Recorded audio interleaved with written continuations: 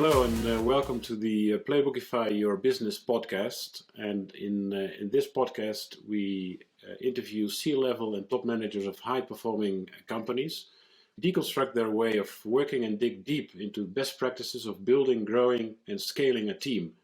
As a listener, you will learn how great companies build systems to scale and how you can do the same. And welcome, Herbert de Ruijter from Nymbus. Hey Jan, thanks for having me here. Good to be joining your new initiative. I'm pretty excited to share some insight of what I've been doing so far. Bit of a background, short background on me. I'm Dutch. Been around in the US for 15 years now. Currently head of engineering at Nymbus, one of the emerging and one of the fast growing company in the US in the fintech space. Proposition that we're having is that we can bring challenging neobanks, de novo banks, live, and let's say enable their growth. That means they might be incumbent or might be an entrance to a new niche market that they want to attack in the end. And with our capabilities, which is more than just technology, it's also taking care of compliance and risk and so on. Bring most of those companies live, initiatives live in a 3 to 4 month kind of period. Bit background on the growth of Nymbus. Slightly more than a year ago, 150 FTE, limited amount of clients. Today, around 600 FTE and growing. But most importantly, ARR went double digit, more than 10 times in a year. So pretty much fast growth. Yep. Well, that is very fast growth. That must come with a lot of growth challenges. What would you say are the greatest growth challenges you guys have been seeing in the past years? I think I've called that or defined it as the turnaround or the transformation to industrialize both the manufacturing and delivery of our offering, pretty much, which of course, like I said, contains software that we run, including compliance, business process outsourcing. We also run, for example, the call centers for those banks and so on. So it's pretty much building repeatability in everything you're doing. That's one thing. I call it, like I said, industrialization of everything you're doing. There's a lot of benefits if you make things repeatable. First of all, you got better at them. Secondly, you can operate at scale and in the future add profit. That's not currently the main focus. Very pretty well financed. For us, it's quite important to gain market share and disrupt, I would say, the status quo, which is a market that's dominated by relatively large fintech companies like FIS and Fiserv that locked their clients into mostly 6-7 year kind of contracts. And we kind of pretty much aggressively trying to target that market. But the overall thing, challenges is going from, let's say, a bespoke, relatively approach, ranging from the way, from business development, sales, and the delivery of the offering and running it pretty much, to something that's way more industrialized. Right. Okay. So your company is pretty much disrupting how the traditional fintech industry has been run so far, and because of that, the company is growing a lot. But I'm assuming that must also give a lot of internal challenges in terms of scaling your team, your product, your offering, your market. Yes, I agree. I think it comes down to having a market strategy that clearly defines what we're going to do and what we're not going to do. That's one thing. And drive pretty much revenue and focus. That means everybody is aligned, ranging from sales, business development, marketing, engineering, product management, running that same line. Of course, we're trying to kind of find ways to further accelerate or solidify our positions. And that means that next to the focal areas, we always have mostly 2 or 3 breakout strategies in stock. That means these are initiatives where we invest, but if they fail, we move on and pretty much pick another one or try another one in the end. It doesn't make or break in the end if those initiatives fail us. our future and some of that. But you need to have on a certain point a strategy to grow even faster or beyond the pace we're doing now. We're operating in a market that's really sizable. It's a market that has a total addressable market of around 5,000 financial institutions. The fintech industry is also started to target non-financial institutions as their market, which are brands that want to offer financial products bundled with their own non-financial kind of products in the end. So the market is extremely big. So also from that perspective, next to the scaling part, as we mentioned, it's also about not diluting ourselves too much, trying to play everywhere. Right. Okay. So one of the lessons is focus on a specific niche. It's open door, yeah. It's pretty much open door, but it's in the end still one that still okay. And then if you look at scaling your team, I'm assuming the company at some point in time started with a few people, and then you went to 10, and then you went to 100, and now you're going to the next level. What were the challenges you found in scaling the team within the organization and still being able to preserve culture and growth? Yeah, I think the major thing was that making the switch from building relatively bespoke solutions that are relatively close to the way how system integrators operate to just run at scale. That means you see more commonalities in the way how you work and want to operate than exceptions. If you're mostly a bespoke company, you mostly optimize your processes on the bespokeness of what you're trying to deliver. So we pretty much flipped the model and try to find a lot of commonalities and try to quote unquote productize / repeatable in that part. So playbooks in our world are very, very important. And particularly in a world that's relatively complex. For example, we have clients that have already a banking charter, for example. So that means regulatory, they're sound and solid. We only have to deliver them the technology and the business process outsourcing and convert the banking infrastructure they currently run to. But we also have clients that have no banking charter, which is hard to get and to find in the US. So we become a broker finding what we call sponsor banks for them. Right.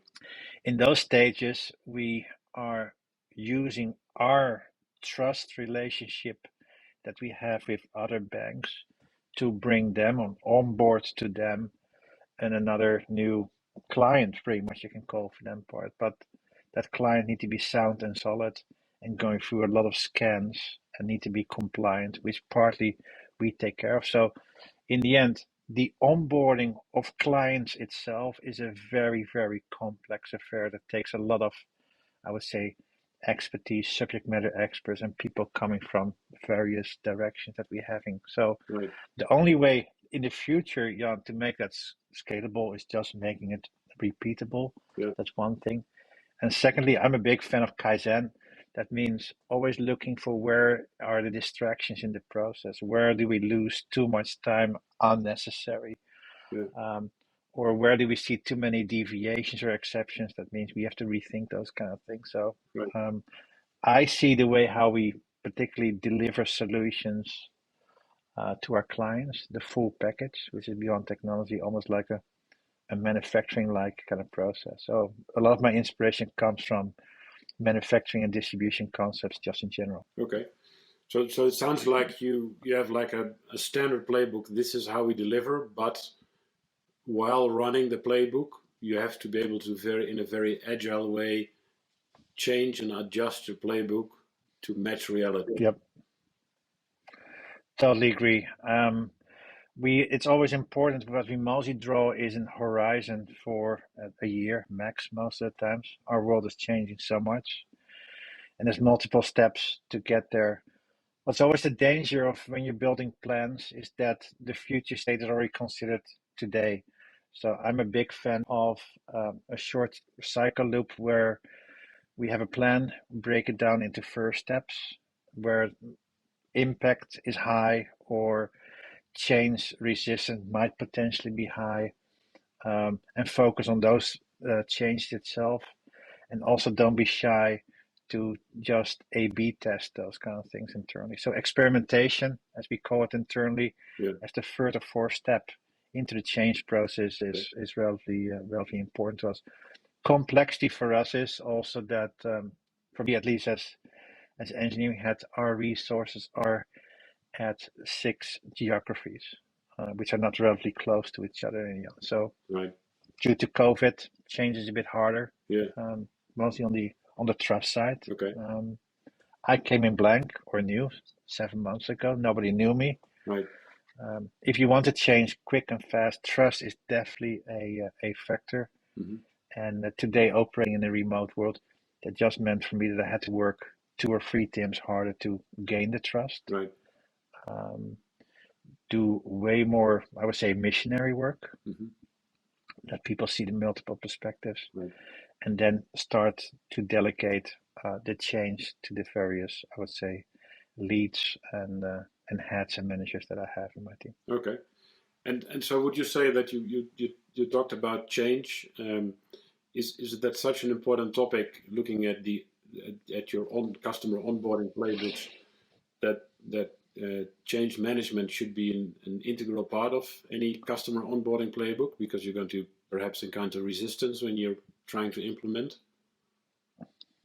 Change management is just in general a given. We change, but also from the flip side, the regulators, because we operate in a highly regulated environment, means that every change need to be balanced, captured, and so on. So on one side, I'm dealing with change to adapt to the market or the ask of the market in a domain that's by itself changing quite heavily. Fintech is, I think, one of the mostly heaviest invested kind of industries because of its potential to disrupt things on the way how banks traditionally operated. There's a lot of room for disruption there. So that world is a lot changing. At the same time, I have regulators on my back every year where I have to show how I dealt with internal change in general, because I'm dealing with relatively sensitive data, credit card data, PII data, and so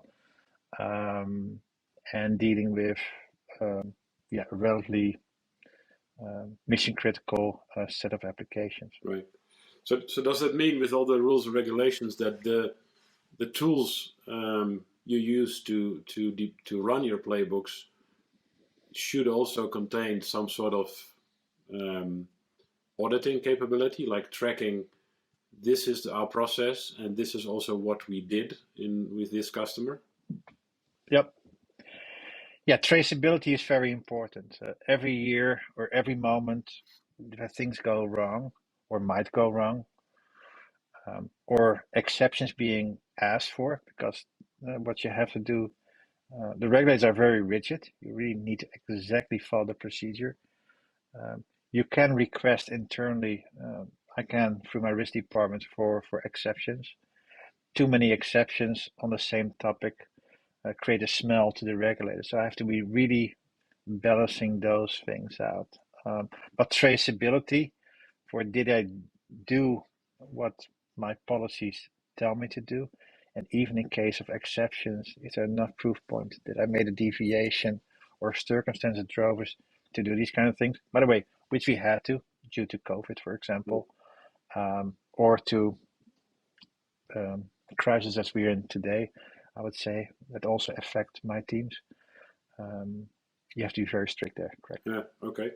So how do you enforce that? Is there like standardized software to enforce that your team is also compliant with all these rules and regulations, or do you have to develop that? I try to tie the change management aspect of a process very closely to the tools that we already use if there wasn't tied change management yet. So for example, my teams are building software, so we rely heavily on quote unquote a ledger like Jira. Right. So our product teams capture requirements there, but we also have extended build/capture metadata that allows us that, first of all, every change is a ticket in Jira pretty much. And secondly, there's workflows predefined and gates how it has to go or elevate through a specific approval process or not. Right. That sounds very Yeah. bureaucratic, but the same thing applies here.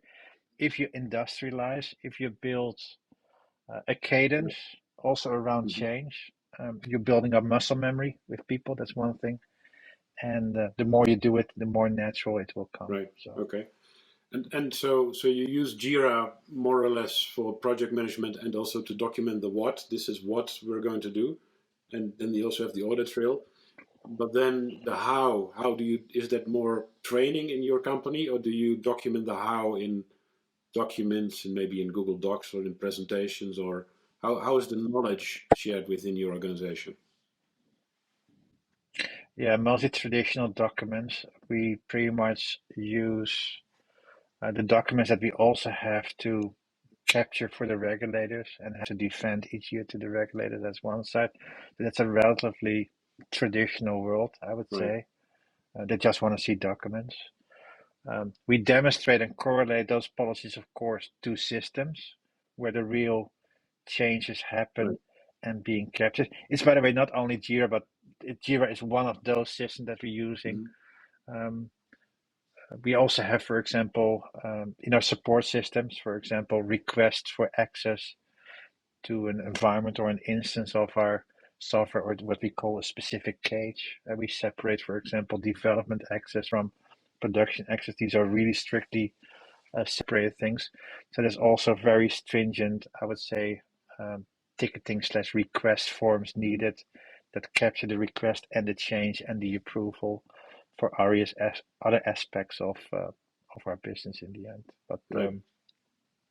Jira, at least in my world, Jan, that means the software Yeah. guys, which is already heavily used by product management itself to capture the requirement, assign things to Right. backlog.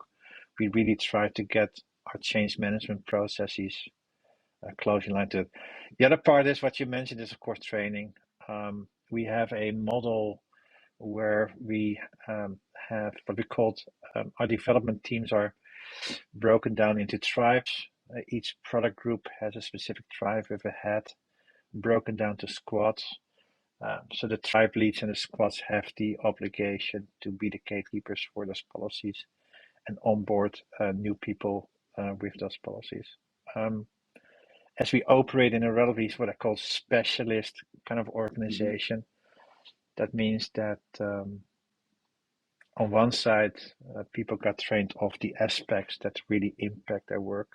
The second thing is, of course, also on our side, a lot of those validations, policy validations, are also automated and part, for example, of a check-in, a merge request, or a release process that we're having to make sure that those things cannot go sideways. Right. So automation is also part of more and more part of the Okay. Cool. playbook. And how long would you typically say that the onboarding takes of a new employee? Is that weeks or months of training and onboarding and learning the processes that you have in place? I think it's a week, but it's mostly not on the policy part that much. It's just Nimbus has a let's say in-house built low-code platform, for example. That's our way to kind of bring customers relatively quick Right. live. But there's a proprietary aspect to it. So yeah, you cannot get people that say, I have 10 years of Nimbus low-code platform, none of them are resume. So most of the time is spent on that part. But while we're doing that, we're merging policy uh, related things also in there, related to our way of Right. working. Okay. Our way of working means how do we branch our code? How do you check in your code? How do you do your merge requests and so on? Those things are part of the Okay. onboarding too. Cool. And of course in your business, because you have to, a lot is documented and regulated, which is good, I think, in financial world. Correct. It probably should also happen in other worlds, but there's little to no enforcement. What I found with a lot of scaling software companies is that their biggest trouble Hmm. seems to be to really take the time to document and write down their process so that they can scale. Do you have any tips or suggestions for other scaling software companies on how they should go about this?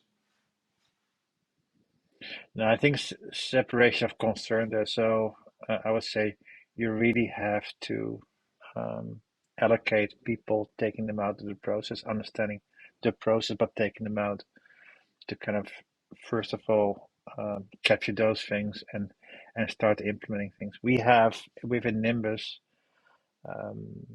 around 12 or more. I say I lost the count of it, but I think at least 12 people on the compliance side that where everybody can go into. If there's also that means if there's also a gray area beyond reading our current policies, and there's a lot of gray Right. areas, you need to have people instantly available that can ask these questions instantly. That not everything can Yeah. be captured in a document or create some ambiguity. Most of the policies that I'm seeing are relatively, I'm not saying open or so, but they're relatively a bit more generic, I would say, because it's so hard to capture every use case or something like that. So it's Right. always like common sense guidelines, directions comes from the documentation, but you still need to have and the gatekeepers and an internal team of almost like Right. consultants that you can go to, but separate those two things.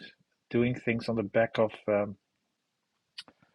I think that's the problem that I've seen just in general in my last 4 jobs working for software Right. companies.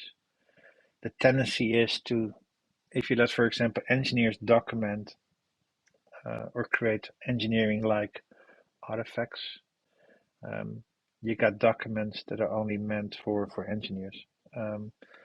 And I prefer that in order to also facilitate skill, and skill means on a certain point, if you grow as fast as we do, that it also starts with the onboarding process, that you see that onboarding of new employees becomes suddenly a limitation to, or you got inconsistent quality out of the people that are being onboarded, or secondly, it's too um, capital intensive to do that. Yeah. So um, if you start and prepare for growth, I think capturing in whatever shape or form knowledge, and mostly the knowledge that's relatively static first, just a given. Regulatory frameworks are Right. relatively static. Just start implementing Okay. those first. Yeah, because I've seen a lot of SaaS scale ups that don't even really have a formal customer onboarding process. Um, it feels to me like a lot of them, they got one customer onboarding specialist. That guy has built up a lot of knowledge and experience. It's all in his or her head. They train the next one. They train the next Mm, one. But then when they really have to start scaling, let's say go from 2 customer onboarding people to 20, it starts showing a lot of cracks. And if I understand correctly, your suggestion is begin sooner than later by having a person who really documents that process and not the person who's actually doing it. correct. Yeah, because for us, onboarding itself, I think is one of the most complex process. By the way, that banks also deal with. Onboarding of clients is a complex process, very regulatory heavy. But also in our world, from a B2B perspective, for us, onboarding clients is equally important too. As I said, we might introduce them to a sponsor bank, so we want to make sure that everything is in place and we can trust the client in order to kind of onboard and connect them there. But on the other hand, in our domain, um, we built an entirely end-to-end full stack um, banking platform where not only we, but pretty much everybody playing in our space relies on a lot of third parties. For example, third party solutions that do, for example, a know your customer check or um, doing, for example, authentication or do something with security or has a payment solution that we embed in our solution. So at the moment we onboard a client, we also have to Yeah, provision and do something to those right. vendors too. We have to set up our ledgers that we know for sure that the invoicing, including the pass-throughs to those third parties, is accurately kind of registered. Because if you don't do that, you lose revenue because you forgot to invoice those clients, or vice versa. So it's a relatively precise, although repeatable, but precise process following multiple work So streams. if I understood correctly, it's like hundreds of steps. They have to happen in a certain order, and they all have to happen, because if you forgot the know your customer software integration piece, then it all delays your project implementation. Correct. Correct. And you see it in Nymbus on every level. We really, really made an effort.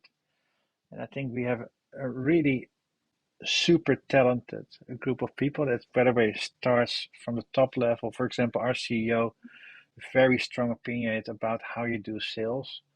He's, for example, also together with our chief revenue officer, was one of the people that kind of rethought how you do sales. That instead of seeing sales as a linear process, that he thought that there's a couple of things you can just do in parallel, and not relying on just a single person as a contributor in sales doing all these kind of things, but building a team around it. So, for example, we have a sales ops organization which does a lot of things to facilitate, condition, guide, steer our sales force at any stage of the cycle itself, including, you can guess it, also the onboarding of salespeople. So one of the things that I've been surprised about just in the past, if you make a side step from engineering to sales, is mostly I would say, highest salaries are mostly paid to people if things are going well and they make their bonuses to the sales department. What I've always seen in the past, these are the people that are the least trained or least supported in general, which is a kind of weird, isn't it? So, for example, also if you talk about process optimization, skill, and something like that, having a solid NGOP organizations is quite important also in sales to drive accelerated outcomes. And the numbers show you. I cannot disclose what those numbers are, but I'm used to see in the similar industry contract to signature. That means closing contract cycles, close in double digit, and Nymbus does it way in the lower single digit kind of things, which is testament to building skill. So it sounds in like sales. I'm sort of getting two conclusions here. One is your CEO has a very strong sales playbook that he enforces to the team, of a proven methodology on how to sell and what steps are involved and the knowledge involved. It's going to be published, by the way, soon. So he's so proud of it, and he thinks it's so disruptive. He's going to publish that book. Very cool. On short notice. And then on the other hand, you also mentioned a sales employee onboarding playbook, which truly follows a proven process of making sure that every new sales hire is following the proven process in your sales playbook. Yeah, following the process, but also utilizing all the assets and artifacts and, let's say, instruments that have been developed. And so making sure that they utilize those instruments and consistently or creatively in the same way possible. That's important. Cool. Yeah. Well, my takeaway, Herbert, has been from this session with you is industrialize your SaaS company. Think like a manufacturing plant and be agile to adjust when you see that you need to adjust based on what's happening in your industry. Is that a fair recap of this session? Yeah, I call industrialization is one of the North Star projects. How I came in this case in Nymbus to turn them around quick from, let's say, a company that's did things traditionally a bit more bespoke to repeatable with relatively short turnaround cycles, and trying to build scale, and for the longer run through scale. Cool. High profitability. All right. Well, I've learned a few new things, and I look forward to the book of your CEO. And thanks very much for this session. Yeah. Welcome. It was a pleasure. Thanks for listening to this very first episode of Playbookify Your Business, and I hope you'll tune in next week. In the next weeks, I'm going to be interviewing very cool SaaS companies, including Tango, Ziver, and SendCloud. So subscribe if you want to get notified about these sessions, which we hope to do every week. In the meantime, if you want to follow what we at Playbookify are going through, we started a new SaaS company and we are sharing how we are building this SaaS company on inside.playbookify.io. And that's also a great place to leave feedback about this podcast or future episodes that you might want to see covered. Thanks very much for tuning in and see you next week.